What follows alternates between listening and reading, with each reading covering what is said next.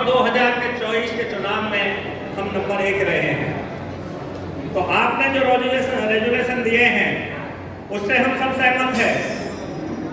हर कोई चाहता है खाली जगह भरी जाए, हर कोई चाहता है नाइट ड्यूटी पे लगा हुआ प्रतिबंध हटा दिया जाए, हर कोई सेफ्टी से रिलेटेड अनाउंस चाहता है। आज का ये दिन रेजुलेशन के साथ साथ ये दिन है हमारे महामंत्री जी जो दिन रात मजदूर संघ के लिए, मजदूरों के लिए काम करने में लगे रहे हैं, उनकी प्रशंसा करने का है। जो बोलते हैं वो कानून होता है, जिनकी इमेज ऐसी है कि जिन्होंने बोल दिया है वो ईमानदारी की बात है। तो आज वेस्टर्न रेलवे मजदूर संघ और हम और बड़ौदा डिवीजन आपके हर रेजुलेशन से सहमत है। बात चुनाव की आई तो ये सरकार निजीकरण की ओर जा रही है, और जब निजीकरण की ओर जा रही है तो लेबर ट्रेड यूनियन मूवमेंट अपने आप कमजोर हो जाएगा। जब लोग ही नहीं बचेंगे तो ट्रेड यूनियन मूवमेंट हम चलाएंगे कहां? तो ये सीधे सीधे मजदूर विरोधी सरकार है जो मजदूरों के खिलाफ काम करती है, और आज के इस विचारधारा में आप लोग देखते भी हैं।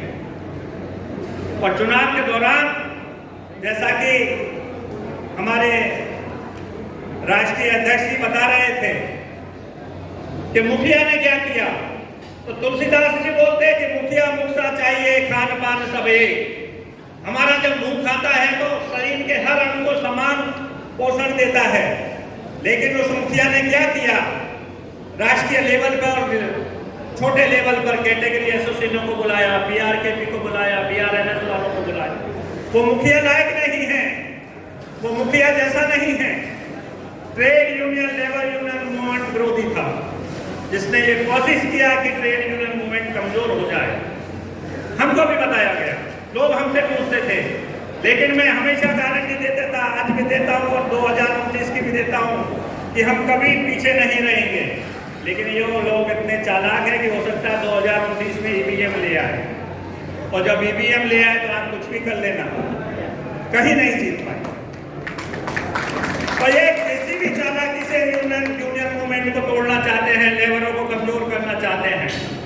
इस पर हमको नजर रखनी पड़ेगी, राष्ट्रीय लेवल पर नजर रखनी पड़ेगी। हमें केवल प्रशासन के साथ तकलीफ नहीं है, इस सरकार के साथ भी तकलीफ।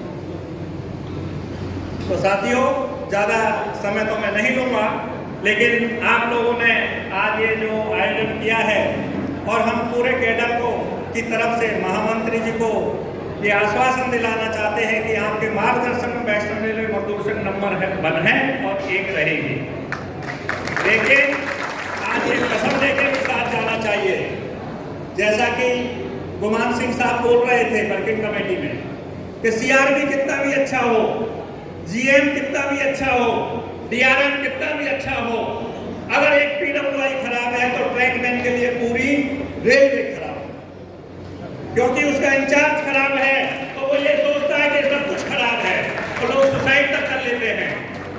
तो हमें सीआरबी से क्या लेना देना?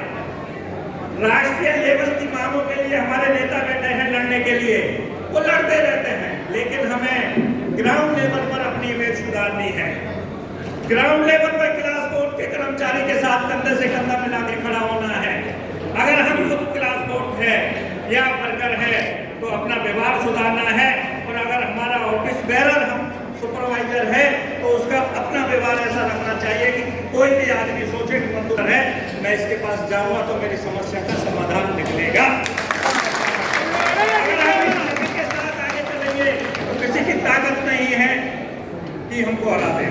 डबल जिंदाबाद, अन्ना भैया जिंदाबाद, एसडी मीणा जिंदाबाद।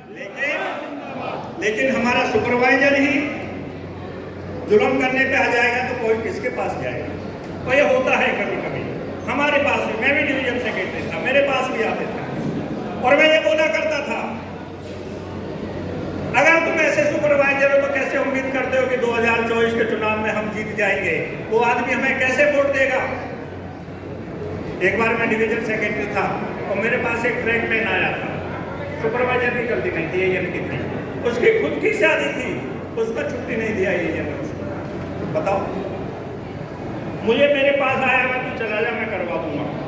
तो मैंने डीआरएम को मैसेज दिया कि खुद की ट्रैकमैन की शादी है, उसमें छुट्टी नहीं दोगे, छुट्टी कब दोगे ये तो बता दो। और उसमें मैंने बहुत बवाल किया। तो हम लोगों को जो ये बैठे हैं, फील्ड में काम करते हैं, जमीन से जुड़े हैं, छोटी छोटी बातों के लिए एक ट्रैकमैन को हमने छुट्टी दिला दी, उसको मजदूर संघ से अच्छी संस्था कोई हो ही नहीं सकती। लोगों को समय से छुट्टी दे दो, समय से वेतन दे दो और समय से रेस्ट दे दो, 70 से 80% लोग सुखी हो जाएंगे। और ये हमारे हाथ में है। इसलिए साथियों, मैं आप लोगों से निवेदन करता हूं कि अभी से शुरू हो। हम तो रहते हैं हमेशा इस मोड में कि 2019 के चुनाव में भी हम नंबर 1 थे, नंबर 1 रहेंगे, लेकिन एक ही रहे तो ज़्यादा अच्छा है।